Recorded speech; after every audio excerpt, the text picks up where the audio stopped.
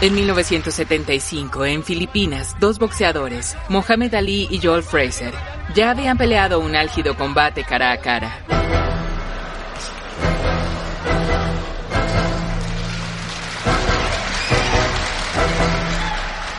Tres años después de la trila en Manila, Karpov y Korchnoi se enfrentaron en la batalla de Baguio. No solo se trataba de una batalla ideológica, era un enfrentamiento entre personalidades. Korchnoi y Karpov se odiaban, se detestaban. Fue una demostración de los trucos de la KGB. Víctor no tenía duda de que lo asesinarían. Si hubiera sido un guión, no habría quedado mejor.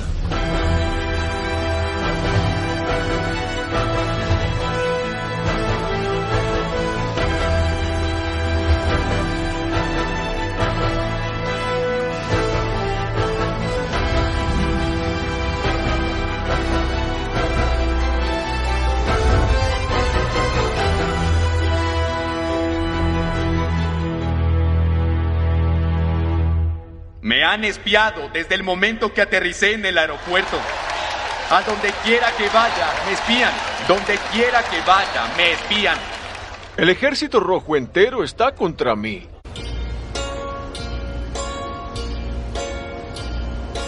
Desde la época de Stalin, se ha usado el ajedrez como una herramienta intelectual para demostrar superioridad de los comunistas sobre los occidentales. En la Unión Soviética había ciertas actividades que la sociedad valoraba por encima de otras. La poesía, el ballet y el ajedrez eran tres actividades de las que los soviéticos realmente se enorgullecían e invertían millones de rublos, mientras que en Occidente pasaban por alto. Los soviéticos no estaban interesados en el ajedrez en sí. Lo que ellos querían era ganar. Formaba parte de la propaganda. El ajedrez se valoraba tanto que existía un sistema que se llamaba Palacio de los Pioneros y en cada distrito de una gran ciudad, al igual que en pequeñas, existía un palacio con un entrenador de ajedrez. Tenían los mejores libros, los mejores entrenadores, los mejores torneos y eso dio origen a la Escuela Soviética de Ajedrez. Luego de la Segunda Guerra Mundial, el título permanecía entre ellos. Era algo interno, pero mientras el mundo admirara su ajedrez, no se podía hacer mucho. Чемпионами мира стали Михаил Ботвинник, Василий Смыслов, Михаил Таль, Тигран Петросян, Борис Спасский. Era un título intelectual que poseían los soviéticos, por lo que estaban determinados a conservarlo. Por ello, las personas que controlaban la Federación Soviética de Ajedrez en la Unión Soviética no jugaban ajedrez, sino que eran del partido de la KGB. Si consideraban que un ajedrecista no jugaba con todo su potencial, podrían castigarlo de diferentes formas. Sucedía sin que nadie lo supiera y nadie se rehusaría o quejaría porque, de lo contrario, corrían peligro. Había una tradición en el ajedrez soviético de que si se perdía, se era castigado. Por lo tanto, cuando Taimanov perdió 6-0 contra Fischer, le quitaron privilegios del Estado. En 1972... Gracias, entraré. Bobby Fischer y Boris Spassky se enfrentaron. Se trataba del capitalista y el comunista. Una guerra fría. ¿Dará algunas declaraciones? Fischer era el llanero solitario de Occidente, que luchaba contra el sistema. Fischer perdió la primera partida debido a errores garrafales inexplicables, por lo que culpó al zumbido de cámaras cercanas. Cuando no apareció para la segunda partida, porque deseaba que quitaran las cámaras, la KGB le envió un telegrama a Boris Spassky ordenándole regresar a Moscú, debido a que la agencia quería que abandonara la competencia y retuviera su título de campeón. Sin embargo, Spassky desobedeció la orden de la KGB. Por ende, cuando Fischer regresó para jugar y ganar la tercera partida, los soviéticos perdieron el juego fuera del tablero. En conclusión, Spassky perdió la partida y el campeonato mundial de ajedrez. Perder el juego ante un estadounidense hippie Fue un golpe muy duro para las autoridades soviéticas. Cuando Spassky perdió contra Fischer, se puso en una posición incómoda con la Unión Soviética. Había una regla sobre que los premios eran libres de impuestos. Por ende, Spassky recibió el dinero completo, que incluso para los gobernantes era una cantidad enorme. Sin embargo, no era muy modesto, por lo que generó cierta controversia en su contra. Los rusos aprendieron bien de su derrota ante Fischer, por lo que decidieron ser agresivos. 6 años después, de nuevo, la prensa mundial capturaría otro campeonato mundial de ajedrez. Pero esta vez, sus raíces pertenecían a otra guerra.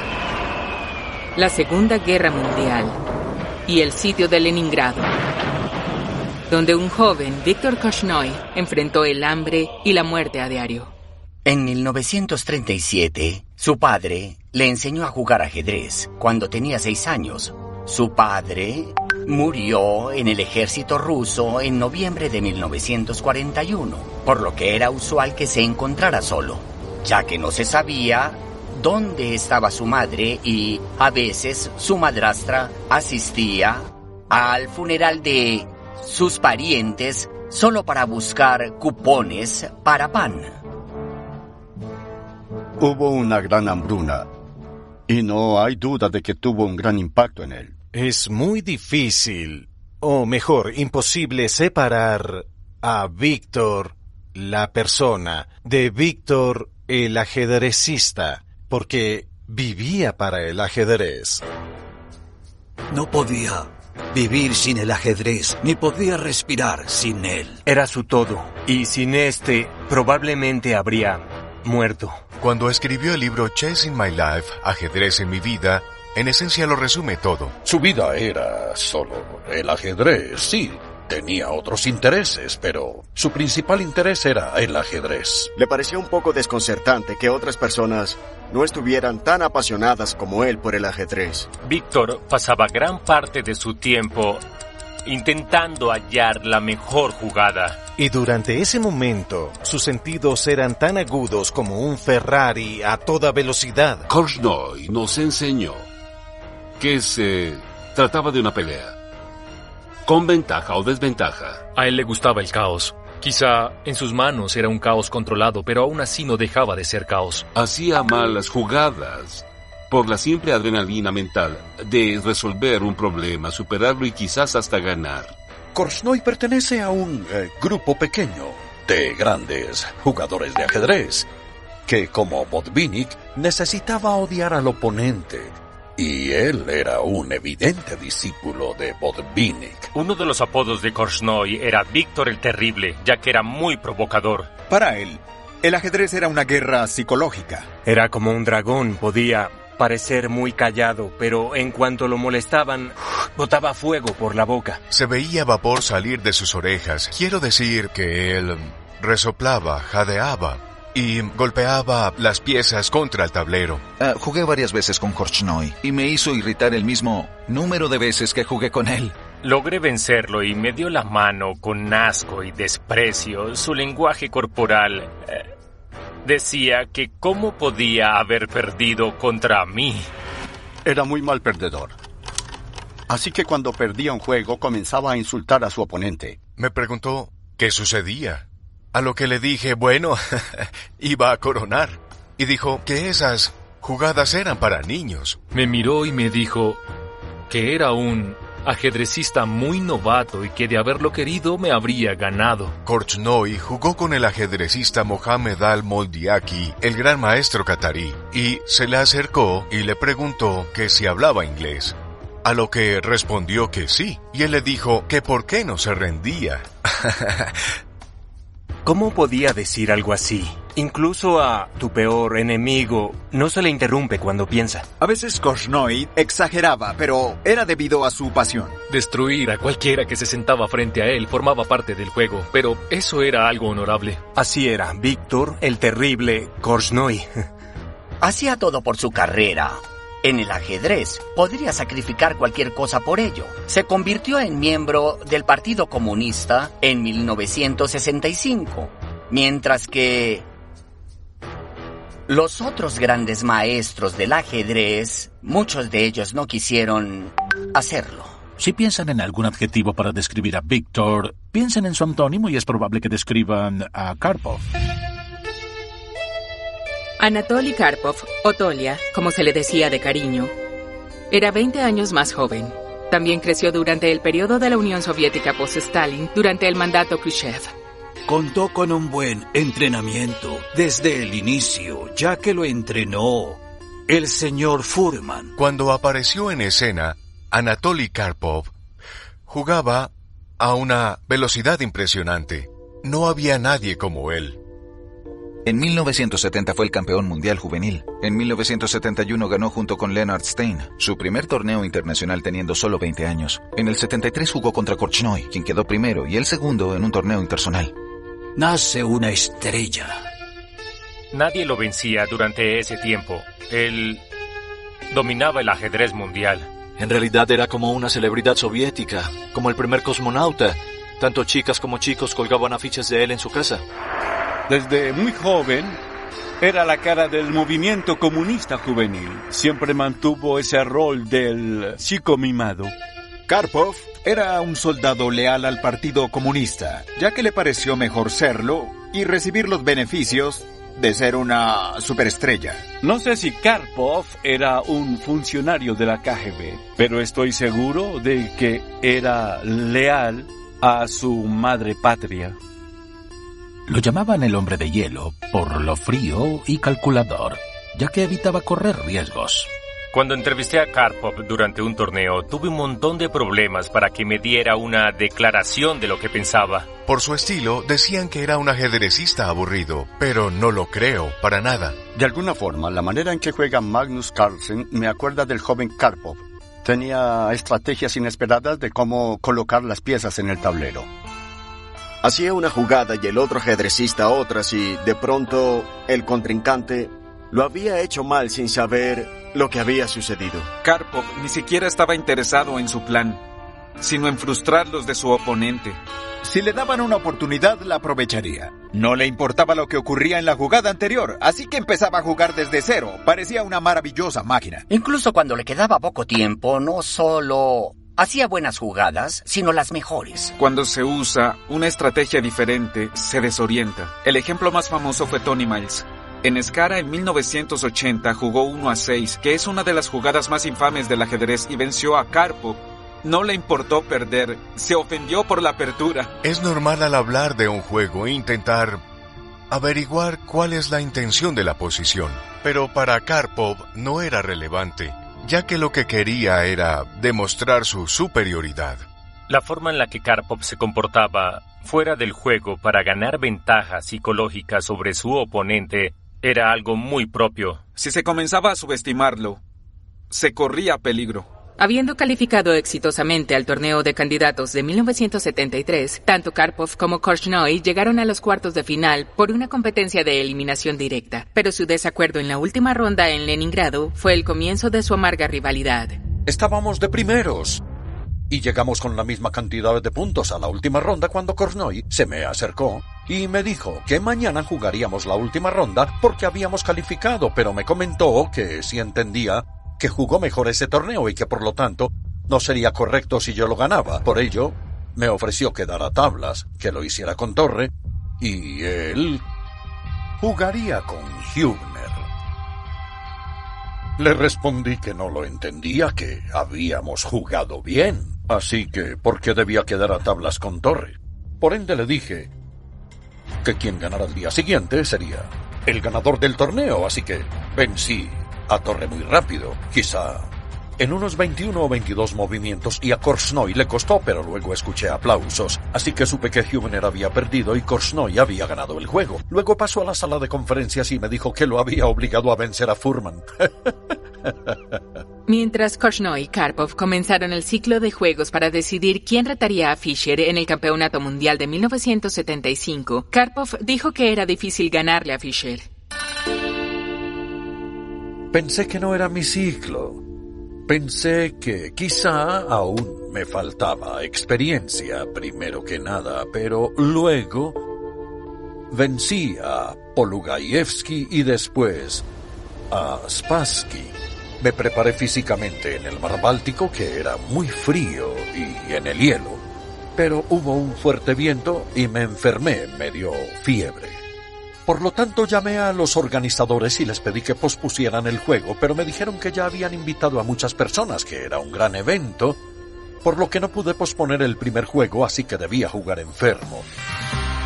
Comencé con una pérdida de las blancas, pero luego vencí a Spassky durante casi 4 partidas seguidas. Le ganó a Spassky en 1974, que opino fue uno de los mejores momentos de Karpov.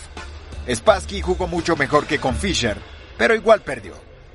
Luego de esa partida con Spassky, tuve una preparación genial, cambié mis aperturas y consideré que podía competir en el campeonato mundial. Cuando Karpov y Korchnoi ganaron hasta llegar a la final, al parecer, Fischer no jugaría con ninguno de ellos. Por lo tanto, cada vez parecía más que la final del torneo de candidatos sería decidida por el campeón mundial. Luego, se acercó a cada persona en la sala de prensa, ya que teníamos amigos en común, y les dijo que si él se enfrentaba a mí en la final, ellos deberían escoger de quién seguirían siendo amigos, si de él o míos. ¿No es eso raro? Muchas personas, incluidos viejos amigos de Korchnoi, se sorprendieron y pensaron que era un comportamiento extraño. Los soviéticos habían tomado la decisión. Anatoly sería el retador de Fischer. Si alguien podía competir contra Fischer, era Karpov, porque era más joven que él. Tuve una buena relación con Korchnoi. Ambos nos preparamos juntos en el 71 y 72. Pero en el 74 él se quejó de que los funcionarios no lo apoyaban, pero hizo todo para que los funcionarios me apoyaran a mí. Víctor escribió al comienzo de uno de sus libros que no era un niño genio o un niño prodigio, mientras que el talento innato de Karpov ha sido uno de los más grandes en la historia del ajedrez. Los funcionarios querían que jugáramos una partida en Moscú, pero para esa época ambos vivíamos en Leningrado, por lo que él dijo que preferiría jugar en Leningrado, y yo no me opuse, le dije que estaba bien, y que llegáramos a un acuerdo. Yo quería jugar a las 5, y esa era mi única condición.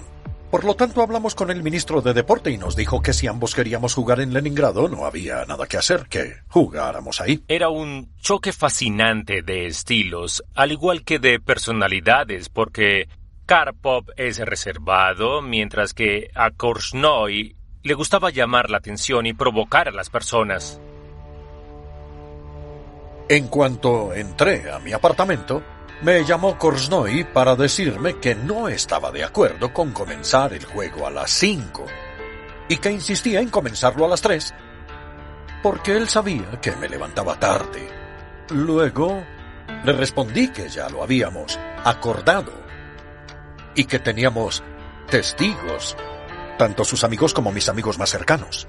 De inmediato llamé al ministro y le dije que podríamos jugar en Tiflis, en Ereván, Kiev o en Moscú. A lo que me respondió que quería que jugáramos en Moscú, en cualquier lugar, pero no en Leningrado. Luego me comentó que si Korchnoi no mantenía su palabra, su decisión sería jugar en Moscú y que empezáramos a las 5 de la tarde. Y desde allí, Korchnoi concluyó que los oficiales estaban de mi lado. El sistema siempre apoyaba a Anatoly Karpov. Gritaban que me venciera, que así se hacía, que me ganara. Estos gritos por parte de los soviéticos no eran necesarios, porque cuando jugábamos pensaba que lo hacía muy rápido, que era un genio, mientras que yo debía esforzarme. Al final, Korchnoi perdió el juego de 24 partidas por el fino margen de 1 punto. Pero mientras a Karpov lo ayudaban los mejores ajedrecistas de Rusia, Korchnoi pensó que no era coincidencia que los mejores grandes maestros que deseaban ayudarlo, como el ex campeón mundial Vasily Smilov y su retador David Bronstein, se los hubieran llevado a Moscú por 6 semanas. De hecho, ambos regresaron a Moscú luego de terminado el juego.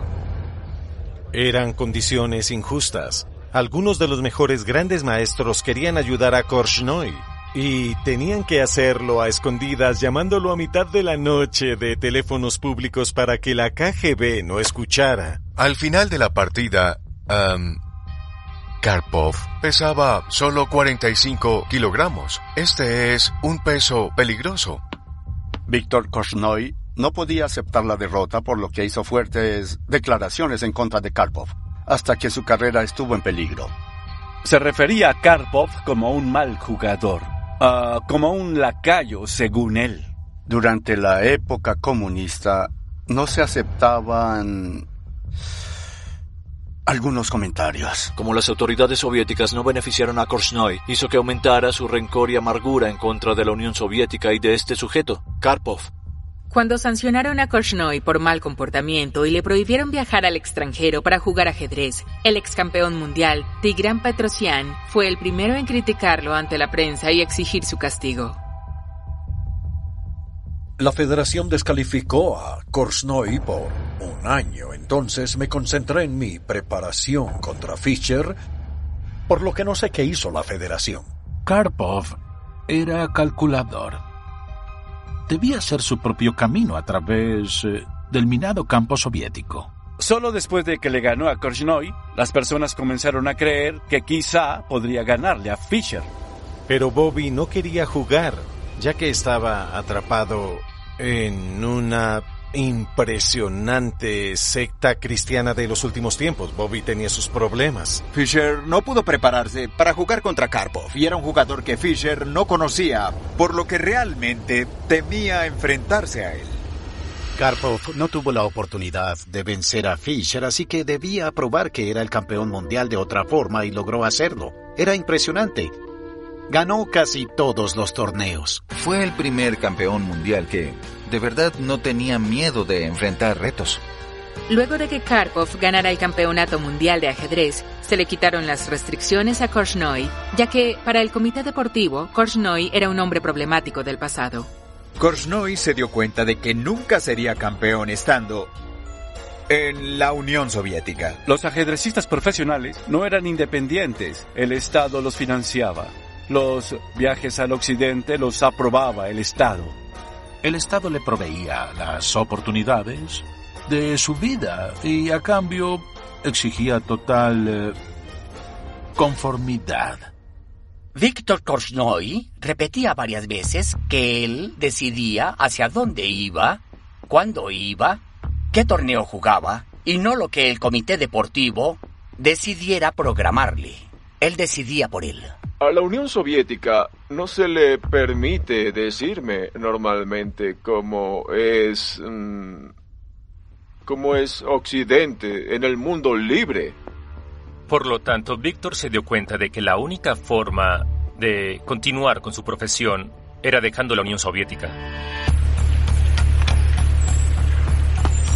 Al parecer, imposible no es una palabra que conozcan ciertos desertores con amigos del otro lado.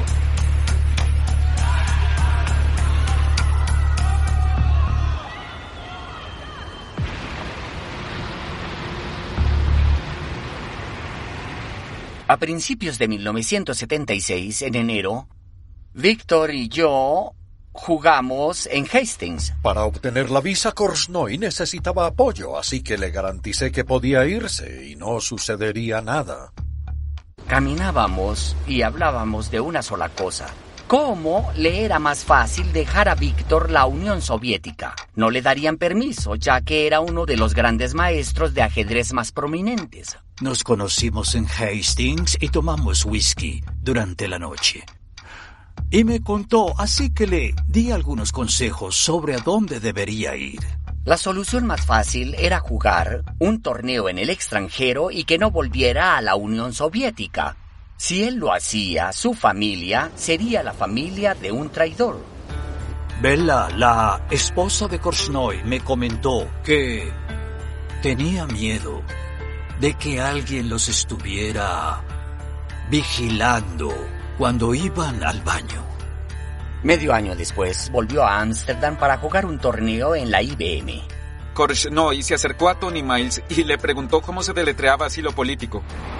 El último día, el taxista le preguntó hacia dónde se dirigía y él dijo: que no sabía qué decir. Volvió a preguntar: dígame, ¿a dónde vamos? Y le dije: a Ámsterdam. Finalmente había tomado una decisión que fue una sorpresa para todos. Fue un golpe bajo para la Unión Soviética.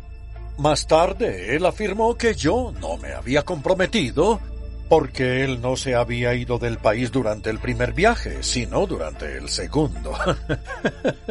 No era un enemigo político. Solo quería jugar ajedrez. Quería jugar ajedrez y ser él mismo. Pero en la Unión Soviética eso no era posible. Bela, su esposa, e Igor, su hijo, quedaron literalmente atrapados detrás de la cortina de hierro. Imaginen que era probable que jamás volviera a verlos. Los soviéticos dijeron que era un criminal. El Judas del ajedrez. La policía holandesa le colocó guardias durante las 24 horas sabiendo que los soviéticos podían llegar y llevárselo. Víctor era una amenaza para el campeonato mundial de ajedrez. Por lo tanto, estaba 100% seguro y no tenía duda de que lo asesinarían.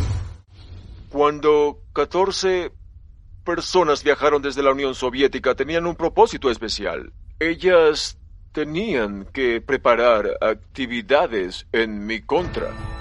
Era usual, en esa época, que la Unión Soviética no mencionara el nombre de Korchnoi.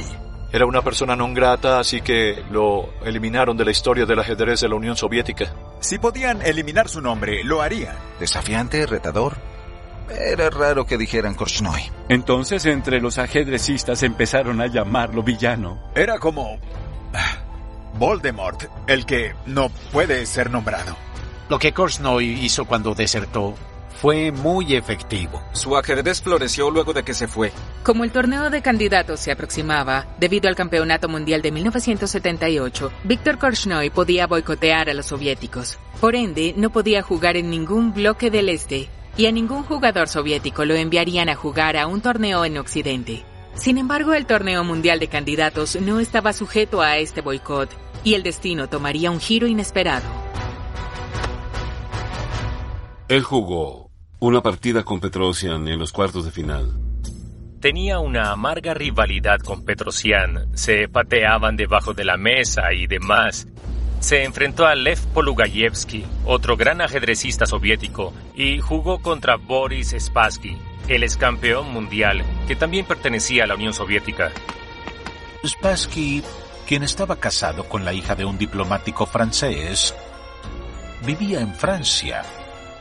Y para Víctor era imposible que un soviético viviera fuera de la Unión Soviética con el consentimiento de este Estado, a menos que se tratara de un agente de la KGB. Aunque Spassky había emigrado de la Unión Soviética, Korchnoi odiaba a Spassky. Ese juego fue una montaña rusa impresionante. Víctor ganó todas las partidas, pero luego Spassky puso en práctica su táctica de retirarse del escenario y después volvió a ganar las partidas. Sin embargo, Víctor dominó sus emociones para ganar el juego. A pesar de que los juegos del Campeonato Mundial se juegan entre dos, cada ajedrecista tiene un equipo de segundos, con grandes maestros. Cuando los segundos ven el torneo, por ejemplo, podrían hacer comentarios como que un oponente hizo 3 movimientos rápidos y que el ajedrecista perdió el control. Este tipo de observaciones son de gran ayuda porque son las que definen el juego. Cuando Botvinnik jugó contra Bronstein, Smilov o tal, Spassky jugó contra Petrosian, ya había equipos. Pero con Karpov se volvió una organización. Por desgracia, Furman, mi entrenador principal, falleció medio año antes del juego y eso representó un gran problema para mí porque debía organizar un nuevo equipo. Así que debía asumir un nuevo rol para liderar a mi equipo. En el equipo estaban Mikhail Tal, ex campeón mundial, también Lev Polugayevsky, un jugador asombroso y teórico, Yuri Balashov, también un gran jugador y excelente teórico, e Igor Zaitsev. Bueno, este sujeto no es que fuera un gran jugador, pero tenía ideas muy originales. No solo consistía en que Tal y otros grandes ajedrecistas ayudaran a Anatoly Karpov, sino que la KGB usaba trucos sucios. Lideraba la delegación soviética el vicepresidente de la Federación Soviética de Ajedrez. Su nombre era Víctor Davidovich Baturinsky, quien fue coronel de la KGB. Era muy poderoso. Era el procurador que firmaba la pena de muerte dentro de la Unión Soviética. No tenía buena fama por su trabajo en la época de Stalin. Por otro lado, era un gran ajedrecista y también contaba con una biblioteca de ajedrez inmensa. Una de las más grandes del mundo.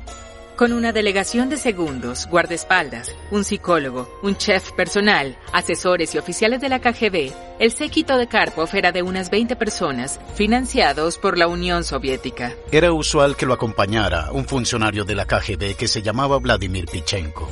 Todo el mundo sabía que él permanecía armado. Era responsable por la vida de Anatoly. Me llevaba bien con él, pero era un alcohólico terrible. El auto oficial de Karpov colisionó contra un pino en una carretera montañosa una noche y las primeras personas que llegaron lo encontraron vacío. Yo no veo nada. Es el auto de Anatoly. ¿Dónde está? Nadie sabe. En comparación, la delegación Korchnoi era solo de 3 segundos. Rykin era famoso por ser un gran jugador teórico. Y Steen también era un gran ajedrecista, un jugador prometedor.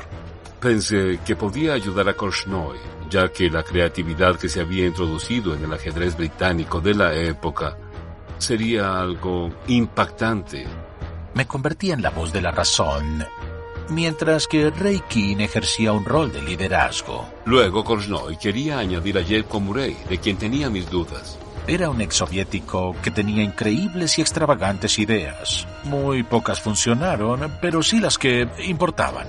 La única que no era ajedrecista en la delegación de Víctor Korchnoi era Petra Leverik, que debido a su trasfondo austro-holandés se convirtió en una enemiga implacable del comunismo y del sector controlado por los soviéticos en Austria y Alemania luego de la Segunda Guerra Mundial. Petra era una extraordinaria mujer, con una increíble energía y muy leal a Víctor.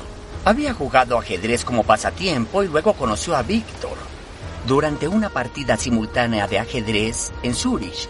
En ese momento, Víctor vio el libro de Tolstoy en ruso, por lo que preguntó quién estaba allí leyendo en ruso. Petra era una acérrima anticomunista. Había sido una terrorista para los soviéticos. Literalmente peleó contra ellos y fue arrestada. Ella nació en la parte de la Unión Soviética de Viena y cuando tenía 18 años se la llevaron y la encarcelaron y luego de 10 años en 1956 decidieron liberarla debido a la llamada amnistía a Adenauer. Petra fue su apoyo. Necesitaba a alguien con quien contar. Quería apoyo emocional y a alguien que entendiera por lo que había pasado. Por lo tanto, alguien que pasó 10 años en un campo de trabajo forzado soviético entendía. Ella fue su guardaespaldas, manager, ama de llaves, secretaria y novia. Korchnoi contaba con un equipo muy capaz, pero era difícil compararlo con un equipo liderado por tal. Eran campeones mundiales contra principiantes, no había competencia. Cuando Karpov ganó el título de campeón mundial en 1975, se convirtió en el 12º campeón desde que empezó el campeonato. En lugar del formato usual del mejor de 24 partidas, en Baguio se decidió que el ganador sería la primera persona que ganara 6 partidas. En teoría, significaba que el juego no tendría una fecha final definitiva.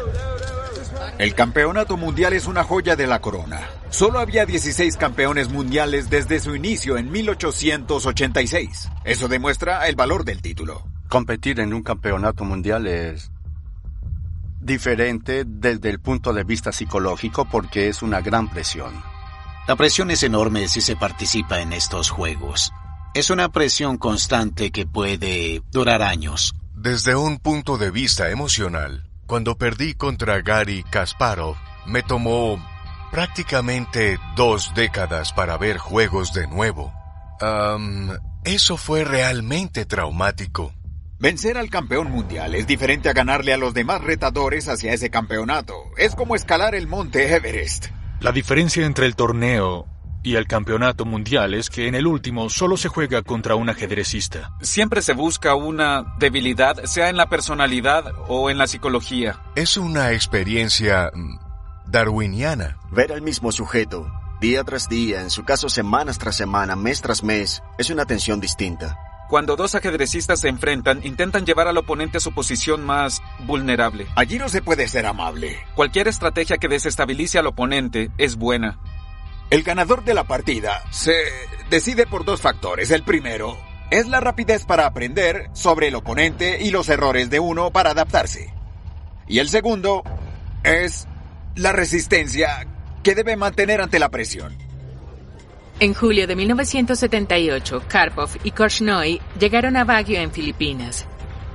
El presidente Marcos, un ajedrecista aficionado, y su esposa Imelda patrocinaron el juego. El premio consistía en más de $500,000 estadounidenses y el ganador se llevaría $350,000.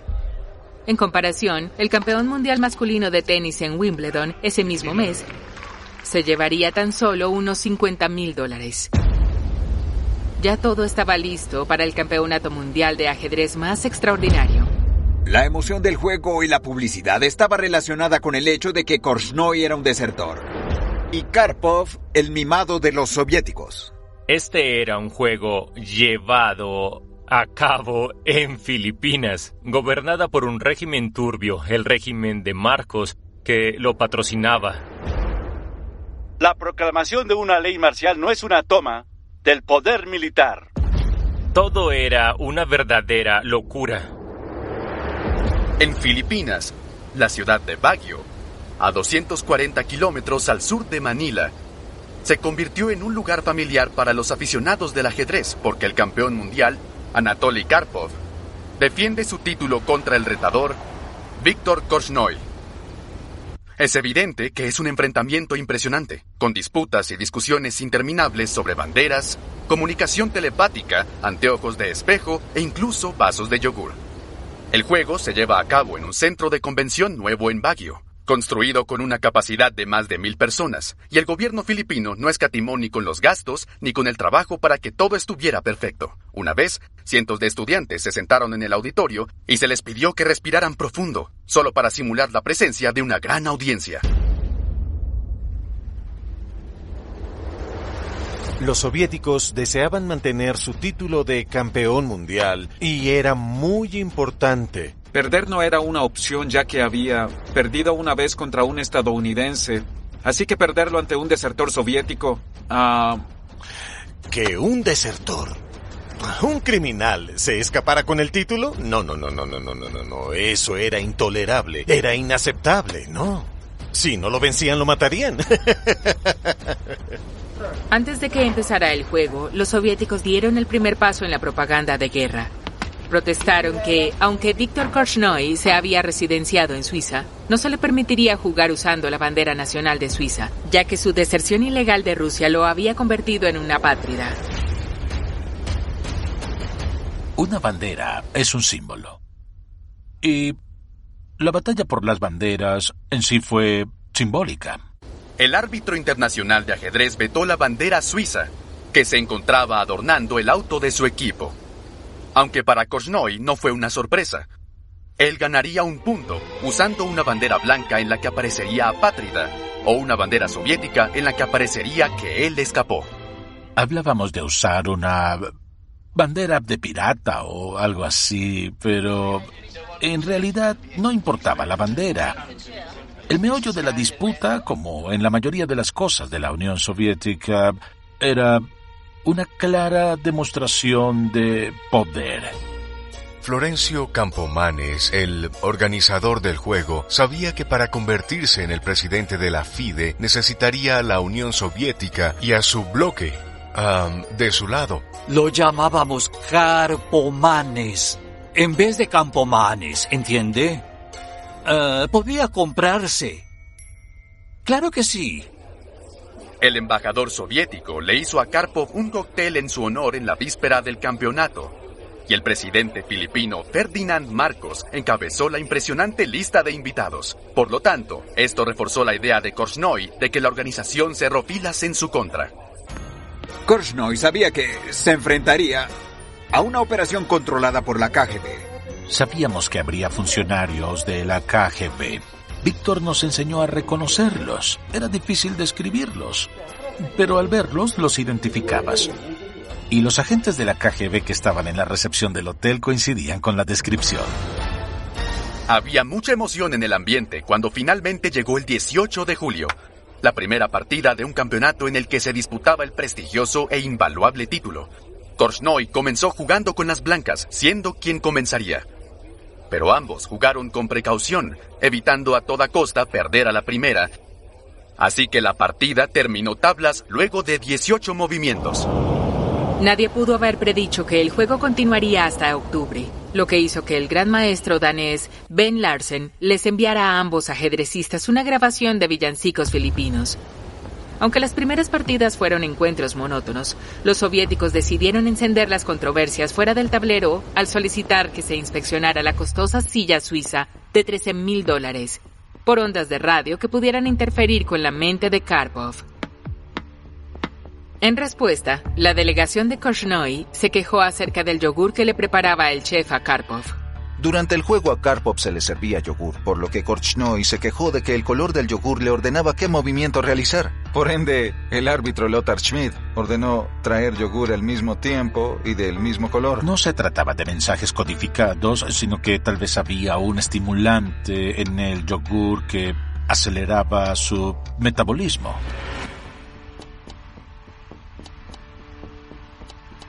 Korchnoi propuso la quinta partida. Analizamos la posición toda la noche sobre cómo ganar con cada movimiento. Unas horas antes de que se reanudara el juego, Korchnoi se fue a dormir, mientras Michael y yo nos fuimos de su habitación en el Hotel Pines. Cuando vimos a la policía local analizando la partida aplazada y no habíamos considerado el primer movimiento que realizaron. No lo habíamos tenido en cuenta. Por lo tanto, le dije a Michael que deberíamos despertar a Víctor, ya que los policías hicieron una jugada que no vimos. Y me respondió, no, que no era necesario, que era perder el tiempo porque ya habíamos analizado todo, entonces no le contamos a Víctor. El juego se reanudó y, por supuesto, Karpov realizó la jugada de los policías y resultó ser mejor de lo que pensábamos. Tanto que a Víctor le fue muy difícil ganar y al final la partida quedó tablas. La primera parte del juego fue muy difícil porque estábamos muy parejos. Luego de 7 tablas consecutivas, al comienzo de la octava partida, Karpov rechazó estrechar la mano de Korchnoi y se rehusó a comenzar el juego con el acostumbrado apretón de manos. Fue la primera vez que sucedió durante un campeonato mundial. Korchnoi insultó a Tal y a otro miembro de mi equipo. Insultó a la Unión Soviética y al señor Karpov como ciudadano de la Unión Soviética. Me insultó terrible. Así que pensé que luego de eso ya no le apretaría la mano. El puntaje estaba parejo, pero para la octava partida decidió no darle la mano al oponente. Eso no se hace. Es un insulto. Víctor Korchnoi juega peor cuando está enfadado. Y antes de esta última partida, los soviéticos le dieron ese gran golpe, que la verdad le molestó, que fue rehusarse a darle la mano. Se rehusó a darle la mano. ¿Para que se molestara? En ese momento, el árbitro debió haber intervenido porque fue una tremenda falta en el protocolo. Incluso Korchnoi, con todo su conocimiento acerca de la KGB y los soviéticos, no creía que harían algo así. Anatoly Karpov no descartaba usar cualquier estrategia para desalentar a su oponente, para vencerlo, para que perdiera. Él no descartaba cualquier oportunidad. Luego de la primera victoria de Karpov en la octava partida, los soviéticos organizaron una fiesta para celebrar. El organizador oficial del juego, Florencio Camponés, asistió y brindó por la victoria de Karpov con champaña. Y por 5 más.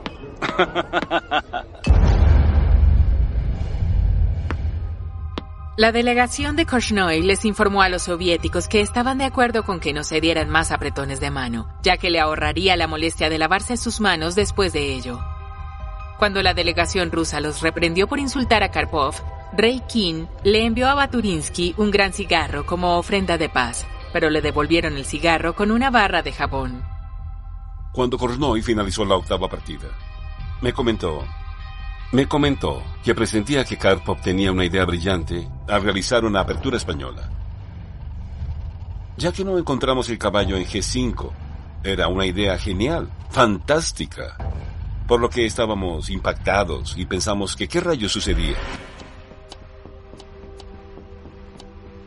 De la 10ª partida a la 20, Karpov fue muy superior. Se aprovechó de la debilidad de Korchnoi, que era el problema del tiempo, su manejo del tiempo. Víctor perdía los juegos que se suponía debía ganar, debido a que Karpov realizaba los contraataques tarde, cuando Víctor ya estaba cansado. No podía meter gol en la portería del oponente y a veces se marcaba un autogol. Durante la partida 13 y 14, Korchnoi las perdió. Y fue tonto porque en una partida estaba jugando bien, pero en el último movimiento terminó completamente ahogado. Esos son los momentos en los que quieres suicidarte. Cuando Korchnoi se desplomó en el medio juego, pensamos todo está terminado, nos aferramos a algo perdido. Era claro que Víctor estaba cada vez más perturbado por la parapsicología del Dr. Zucker. Otro punto álgido roza en el mundo de lo paranormal, ya que Korchnoi alegó que sus pensamientos eran influenciados por la comunicación telepática del Dr. Vladimir Zucker, quien se sentó frente al escenario y simplemente miraba a Korchnoi, sin prestar aparente atención al transcurso del juego. Zucker insistió con la intención específica de ver directamente a Korchnoi y esperar que el ajedrecista hiciera el resto. Cualesquiera que sean los poderes del Dr. Zucker, Korchnoi estaba muy molesto, por lo que realizó una caldeada conferencia de prensa de último minuto para desahogarse. Quería decir que él juega con la fuerza de voluntad de Zucker, mientras yo juego en contra de Zucker. Korchnoi le pidió asesoramiento psicológico a Zucker cuando vivía en la Unión Soviética. Así que estaba viendo a alguien que lo conocía muy bien, que conocía sus más íntimos secretos y problemas, trabajando para el enemigo. Él realmente me perturba y tiene una conexión visual y mental, psicológica y hasta hipnótica conexión con Karpov, lo que está estrictamente prohibido por las reglas de la FIDE. Por ende, el equipo de Korchnoi decidió contraatacar con un método muy científico los poderes del Dr. Zucker. Petra se sentó detrás de él en el auditorio y lo pinchaba con un lápiz. La mayoría seguro se rió debido a que era absurdo, pero al haber pasado por la misma experiencia les debo decir que es algo bastante serio. Uno pierde la noción sobre lo que sucede dentro del auditorio o fuera de este, pero es inevitable, porque si se piensa que el ajedrez es solo un juego, se pierde.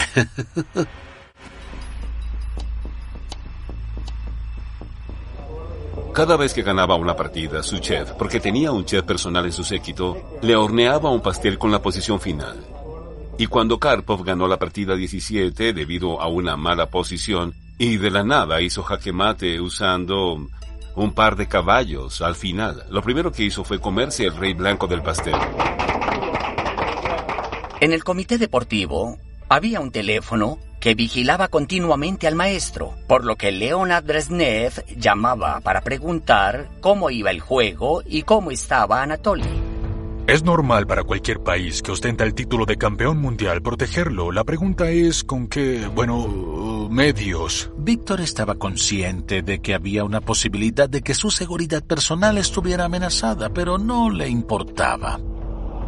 Aunque en una ocasión estaba rodeado de muchos guardaespaldas, se le pasó por la mente que podrían traicionarlo, lo podrían hacer en cualquier momento. Tenía mucho cuidado, no tanto con la seguridad física, sino con la de la información. No se nos permitía analizar en la habitación del hotel, ya que estaba convencido de que estaban interceptadas. En la segunda mitad del juego me nombró no como el segundo al mando, sino como el jefe de la delegación reemplazando a Petra Leverich. Hubo un momento en el que Víctor buscaba afianzarse en el juego, ya que tuvo problemas por momentos, pero resistió.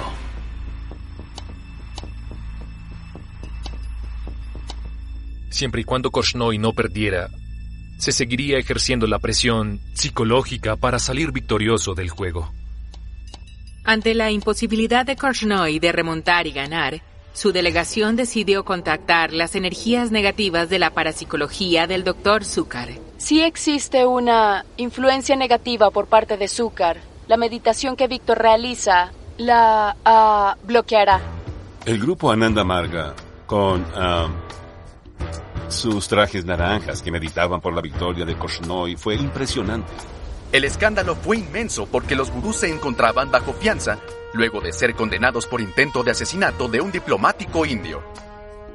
Un chico de la India como yo hubiera quedado desconcertado por esto, ya que pensaría si son adultos. Nos dieron clases de yoga y teníamos que pararnos de cabeza y hacer todo tipo de movimientos extraños. Pensé que era algo gracioso porque eran personas que nada tenían que ver con el ajedrez. Pero es probable que estuviera bien hacer algo así, ya que los soviéticos quedaron confundidos. No entendían lo que sucedía. Mis amigos vinieron al auditorio y la seguridad los revisó, les pidió sus identificaciones, así que es muy extraño. Hay un tipo de presión psicológica todo el tiempo por parte de los organizadores. Campomanes es el culpable. Los soviéticos casi se vencen a sí mismos porque si querían que Víctor jugara de la mejor forma, era haciéndolo enfadar, y vaya que lo lograron. Chantajearon de cualquier forma y usaron cualquier tipo de presión contra los organizadores, al jurado. Era muy difícil pelear contra ellos. A pesar de los mejores esfuerzos por parte de la delegación de Korchnoi para contraatacar las sucias jugadas soviéticas, Karpov ganó la partida 27. Por ende, quedaron 5-2 en el juego. Prácticamente había ganado el juego porque Karpov solo necesitaba una victoria, mientras que Víctor 4. Los soviéticos pensaron que habían ganado, así que permitieron retirar a Zucker. Karpov se relajó antes de tiempo, ya que pensó eran 5-2 y que era 20 años más joven. Y Víctor tuvo una de las mejores remontadas en la historia del ajedrez. Nunca he remontado de un déficit de 3 puntos y no recuerdo a nadie que lo haya hecho.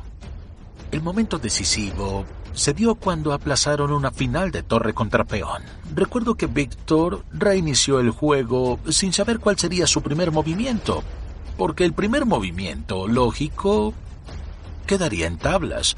Así que hizo otra jugada que no era una de las mejores a propósito.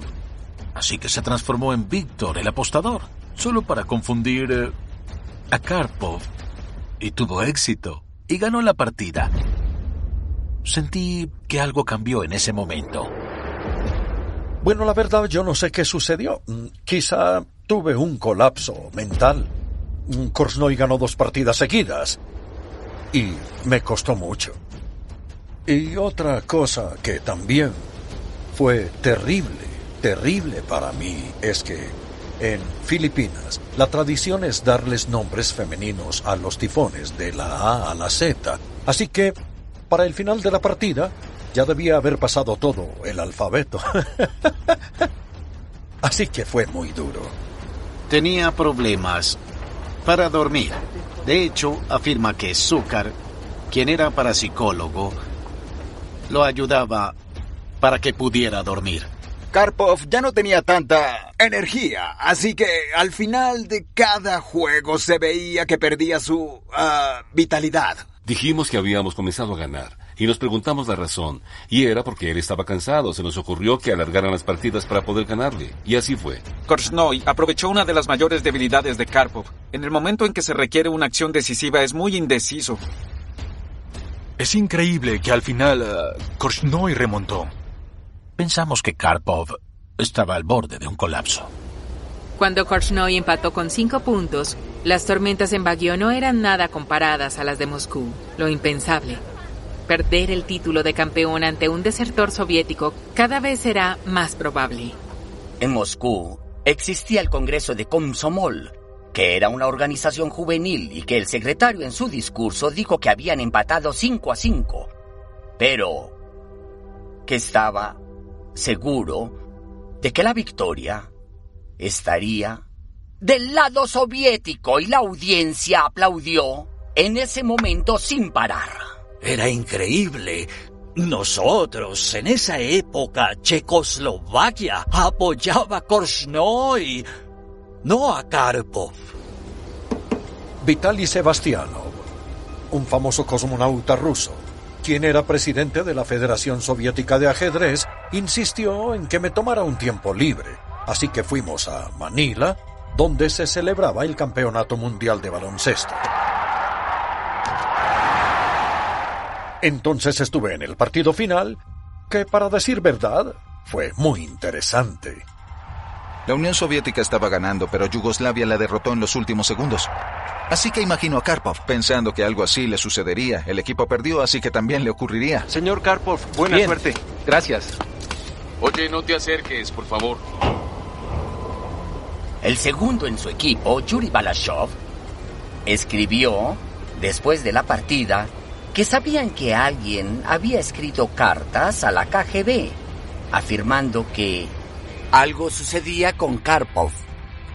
Y se entendió que sería castigado en la Unión Soviética.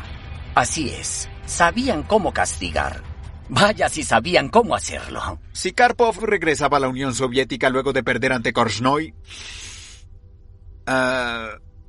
habría sido un gran problema. Entonces Korchnoi había remontado, de 5-2 a 5 cada uno, y había ganado 3 de las últimas 4 partidas.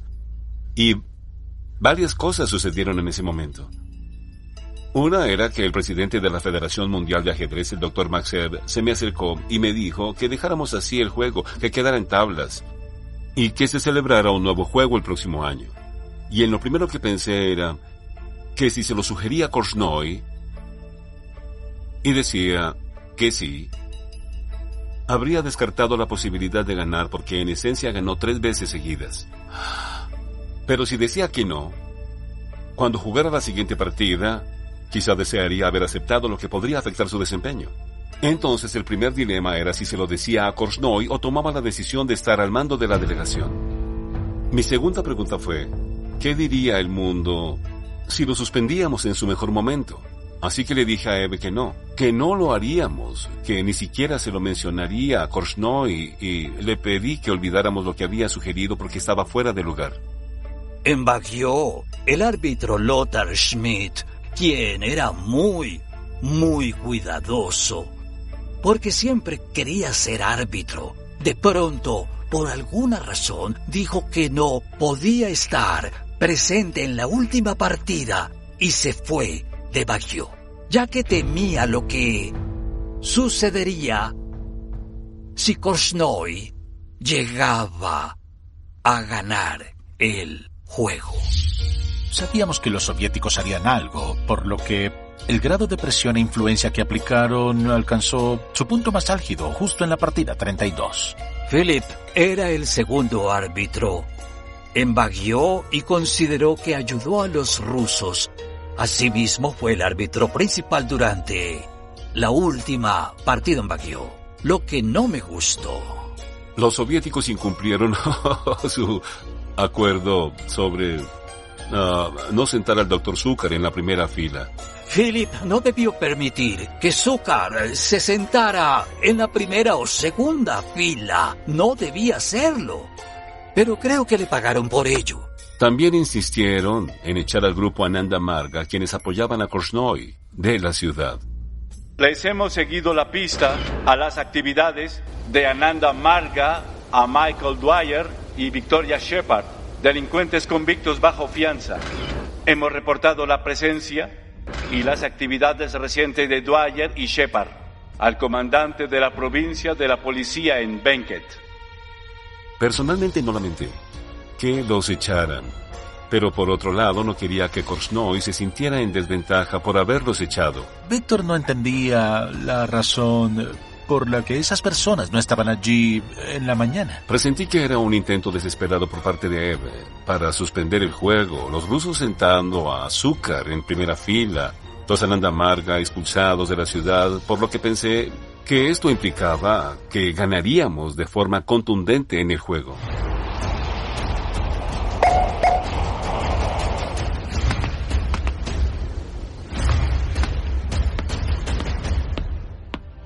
Korchnoi vio mi estado y mi estrategia, por lo que decidió que debía jugar para ganar, no importaba si con blancas o negras. Tras estar en Manila se encontraba listo para un gran enfrentamiento. Ahora Víctor debía obtener una victoria de las negras, que por supuesto debería evitarse en un campeonato mundial. No tenía que intentar ganar, ya que Karpov estaba colapsando. Debía jugar tímidamente. Quizá un poco peor, pero no darle oportunidad a Karpov. Nadie iba a decirle que jugara tranquilo, que no se tomara a pecho un juego, que le iría bien. Nadie le iba a decir eso a Víctor, nunca. Anatoly jugaba con las blancas. Era la partida 32. ¿Y qué sucedió? ¿Cómo Korchnoi logró empatar ese juego? ¿Cómo? Jugó una defensa absurda en contra de Karpov. Korchnoi realizó una apertura que nunca había jugado en mi contra. Es evidente que jugó para ganar, pero me alegró que fuera una partida complicada, ya que era probable que 2, 3, 4 o 5 partidas más lo presionaran. Jugar esta arriesgada apertura en una partida cumbre habla por sí sola de Víctor Korchnoi. Fue algo tonto porque jugaba contra un oponente exhausto que se estaba quedando sin ideas, pero lo reanimó en cuanto a su juego, lo que fue un error garrafal estratégico y psicológico. Considero que Víctor hizo que le dieran un gancho. Michael sugirió la idea mover C5 en la defensa Piri, pero no estaba de acuerdo para nada, porque Michael quería colocar el alfil de dama negro en B7, lo que implicaba desgastar al peón en D5. Jacob Murray no estaba de acuerdo, al igual que yo. Como era el experto en la defensa Pyrrhic, todos pensaron que fue idea mía. La última partida fue excelente. Fue genial. Desde el punto de vista del ajedrez. Hay cosas en las que uno no puede equivocarse. Yo estaba tan nervioso que no pude ver la partida. Y Korchnoi perdió. ¡Ah! ¡Santo cielo!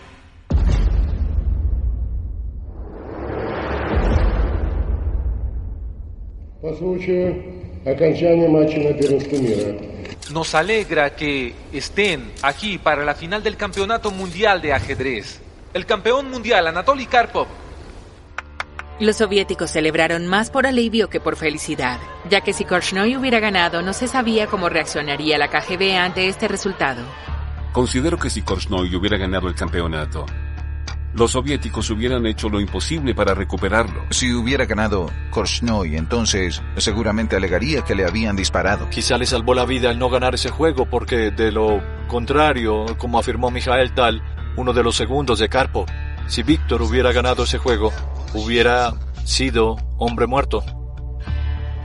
Creo que si la KGB lo hubiera asesinado, habría sido obvia la razón del asesinato. Si la KGB estaba involucrada, todo era posible. Sí, todo era posible. La partida 32 fue demasiado para Víctor Korchnoi, ya que Karpov lo había vencido por una apertura poco común y mostró que estaba hecho un verdadero campeón. Hay que darle crédito a Karpov por no haber sucumbido ante la presión, ya que muchos lo habrían hecho. A pesar de que no me gustara, en especial en esa época, Karpov era superior. Luego de la gran decepción de perder el juego, Korchnoi se rehusó a firmar la planilla de puntaje de la última partida. Luego criticó al director de su delegación, Ray King, acusándolo de pasar mucho tiempo con su oponente soviético, Baturinsky, además de mucho tiempo preparando su próximo libro sobre el juego. Realmente todo se arruinó. Petra era muy analítica, pero Korchnoi, en mi opinión, boicoteó de forma errada la ceremonia de cierre. No estábamos interesados en seguir el protocolo ni nada de eso, solo queríamos irnos. Me dejó para que lo representara y así lo hice con la mayor dignidad posible. Evidentemente me separé del grupo en ese momento. ¿Pudo haber ganado si hubiera sido un juego imparcial? ¿Quién sabe? Nunca tuvo oportunidad. Philip, media hora después, habló mal de Korchnoi, que era un traidor, que los engañó, que estaba haciendo trampa. Sentimos mucha rabia ya que los soviéticos se salieron con la suya. Admiré a Korchnoi por las consecuencias que sufrió por ese juego, los problemas que acarreó con su familia que surgieron a raíz de ese campeonato. Habrían devastado a un hombre débil. Quedé muy decepcionado cuando perdió y recuerdo haber recibido un periódico soviético de ajedrez en el correo con una increíble foto de Karpov recibiendo la orden de Lenin por parte de Brezhnev. Tan pronto como Korchnoi regresó a las competencias de ajedrez, había superado la batalla en Baguio. Como un sobreviviente del sitio de Leningrado, aprendió a pensar en el mañana y no en el ayer. 2 días después fue a la playa. Además, Korchnoi jugó partidas simultáneas en Hong Kong. Y al día siguiente, voló desde Hong Kong a Buenos Aires para competir en las Olimpiadas de ajedrez y representar a Suiza. Allí fue donde lo conocí, y no se veía como un hombre infeliz, para nada, porque podía jugar ajedrez. Cuando veía un tablero de ajedrez, todo cambiaba. Fue el mejor ajedrecista en las Olimpiadas, tenía un puntaje de más de 8 en las primeras partidas, y ganó el Oscar del ajedrez en el 78 a pesar de haber perdido ese juego. Todavía jugaba ajedrez, todavía era bueno. Increíblemente, Viktor Korchnoi de nuevo se ganaría el derecho de retar a Anatoly Karpov por el título de campeón mundial en verano en 1981 a los 50 años. Ya sea en el 74, 78 y en el 81, se había convertido 3 veces en el retador. Víctor hizo lo que quiso en el tablero de ajedrez y dijo lo que quiso fuera de este, siempre fiel a sí mismo. Fue dinámico, agresivo, diría que arrogante en el buen sentido a sus 50 hasta los 70.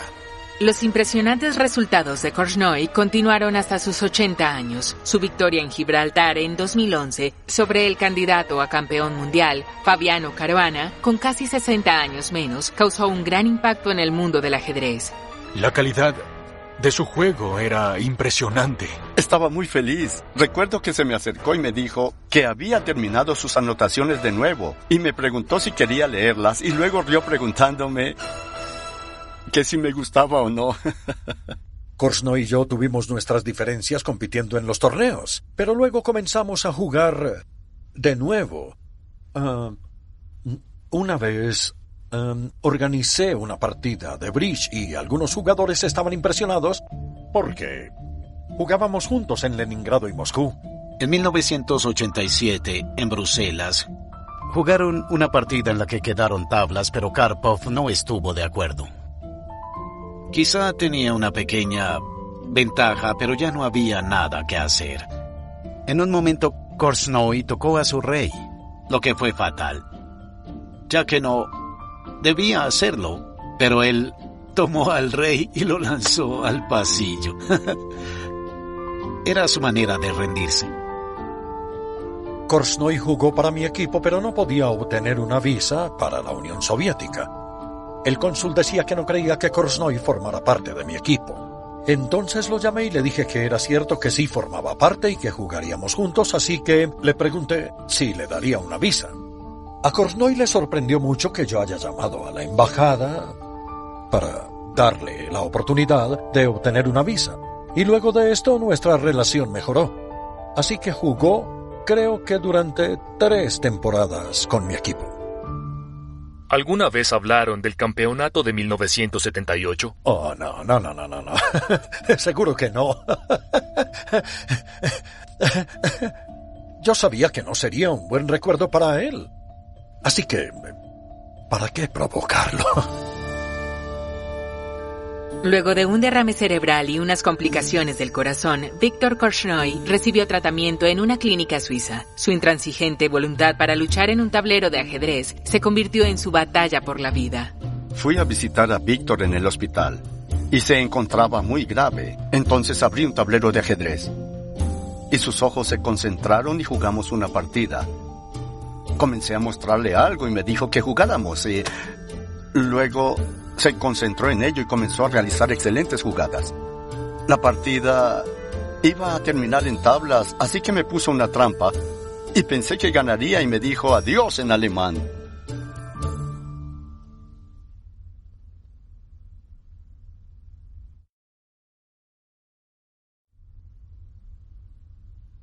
El día en que Víctor murió, el ajedrez perdió al más grande representante que tuvo. Nos dijo que teníamos potencial para convertirnos en campeones mundiales, que su mejor momento fue a los 47 en Baguio. Yo siempre recordaré esa frase. Bueno, es probable que lo recuerden más que a otros campeones mundiales. El legado Korchnoi en ajedrez es multifacético. Las personas amaban a Korchnoi, pero creo que en especial los ajedrecistas. Es realmente uno a lo largo del tiempo de los mejores. Víctor era un superhumano, era un héroe en el sentido clásico de la palabra. Él era un luchador. Petra hizo algo muy curioso ante los ojos de los demás, ya que tenía una joya especial con el número 13 en hermosos diamantes. Lo hizo por Baguio. Por la victoria de Korchnoi, ya que se esperaba que fuera el 13º campeón. Y se lo dio a mi madre, que aún lo conserva. Ese fue un regalo muy honorable. Luego de todos estos años, muchos de los insultos que me dijo en mi propia cara, ya que Víctor nunca hablaría a mis espaldas, son de las cosas más cariñosas que recuerdo. Cuando Víctor dejó la Unión Soviética, él sabía que dejaría a su esposa y también a su hijo. Al final escaparon, pero no había garantía. No estaba seguro si podía hacerlo, pero lo hizo. Él literalmente dejó todas sus posesiones y relaciones por el ajedrez. Nadie ha jugado ajedrez en la historia como lo hizo Korchnoi. Ser el 13º. Es imposible hacerlo como él. A veces me digo a mí mismo que me gusta el ajedrez, pero que es tiempo de luchar como Víctor. Es un símbolo de una persona que intentó enfrentarse solo contra un gran monstruo que era la Unión Soviética. Como persona, el legado de Víctor significó luchar contra el sistema, pero ese sistema ya no existe. Por lo tanto, en cierto sentido, hay un riesgo de que ese legado se pierda, pero creo que no debería perderse porque fue un ejemplo maravilloso. Luego de las épicas batallas entre Karpov y Korchnoi, y una vez retirado del ajedrez, Karpov se convirtió en un miembro del gobierno de Vladimir Putin. Siempre vi a Karpov no como un enemigo personal, sino como una herramienta del sistema. Siempre tuvo la tendencia a usar las reglas de la FIDE a su favor. Sin importar lo que ocurrió entre 1977 a 1997, siempre existía un beneficiario: Anatoly Karpov. Era importante conservar los privilegios que recibía, que preocuparse si al mundo le gustaba o no. En ese sentido es un gran... ¿cuál sería la palabra? ¿Cínico o pragmático? Cuando jugué contra él en 1992, trajo a unos parapsicólogos, quienes se sentaron en la primera fila y me miraban. Estas tácticas sucias formaban parte del arsenal de Karpov. Definitivamente fue el mejor.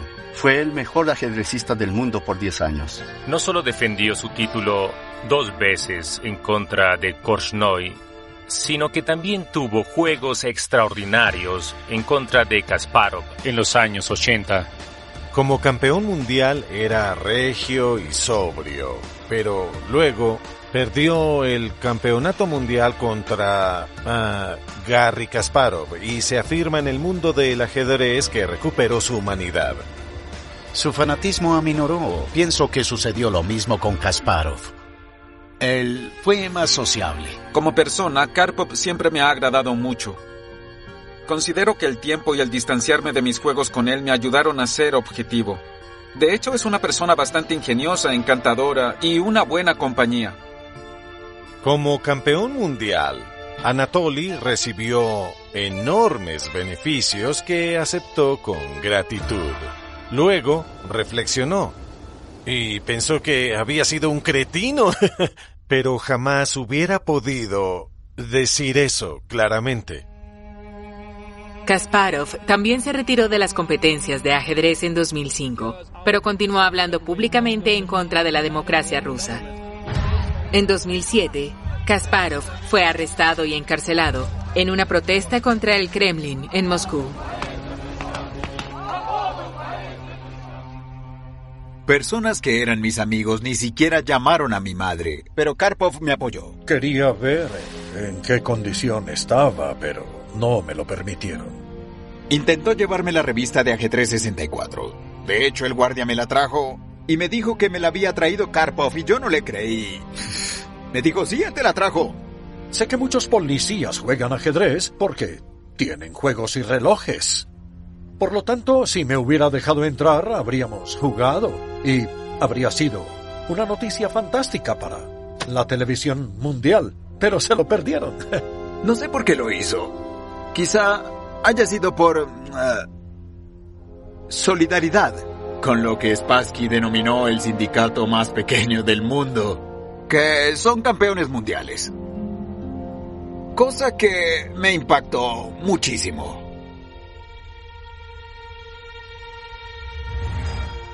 El juego Korchnoi vs. Karpov resaltó el álgido problema interno de la Unión Soviética en un intento desesperado por aferrarse al poder en contra del emergente movimiento perestroika. No solo era una pelea entre dos individuos muy diferentes, sino que también era un desafío político. Y era un rebelde desafiando al sistema. Fracasó y mostró lo débil que era el sistema. No era blanco y negro, al final hubo algunos matices, por decirlo así. Y Korchnoi no era para nada un ángel. Y Karpov tampoco era un monstruo. Todos fueron héroes y villanos, pero en definitiva el héroe principal fue la KGB, ya que el objetivo primordial que era conservar el título de campeón en la Unión Soviética. Las partidas de Karpov versus Korchnoi fueron los últimos cantos de victoria de la KGB. La generación de Garry Kasparov vería debilitarse el poder de la KGB sobre el ajedrez. Las autoridades soviéticas nos prohibieron dar la mano a los desertores. Pero cuando me obligaron a jugar contra Korchnoi, un sujeto de la KGB me dijo que no olvidara las reglas. Y decidimos jugar. Le di la mano al sujeto. Yo lo respetaba mucho. Fue mi primera rebelión. El tiempo se agotaba para el viejo agente Baturinsky y la Guerra Fría de los ajedrecistas. En 1991 lo vi en Moscú y estaba bastante harapiento, ebrio y ya no trabajaba más para la KGB. Estuvo mal luego de que cayó el comunismo. No tenía mucho dinero, por lo que Karpov le compró su biblioteca. Luego de que Baturinsky falleció en el 2002, Korchnoi empezó a hablar con él con gran respeto. Le agradaba Baturinsky. Lo respetaba mucho como profesional. No creo que esté bien demonizar a los funcionarios de la KGB y eran personas iguales que enfrentaban los mismos problemas con las bebidas, las mujeres, entre otros, solo que trabajaban para esta organización. Muchos enviados de la KGB pedían asilo político en Occidente más que en cualquier otra profesión, ya que viajaban con mucha regularidad y podían notar la diferencia con sus propios ojos. Sin embargo, esa época ya pasó. Pasará un largo tiempo para que un juego de ajedrez se vea como una forma de poder con intenciones geopolíticas ocultas.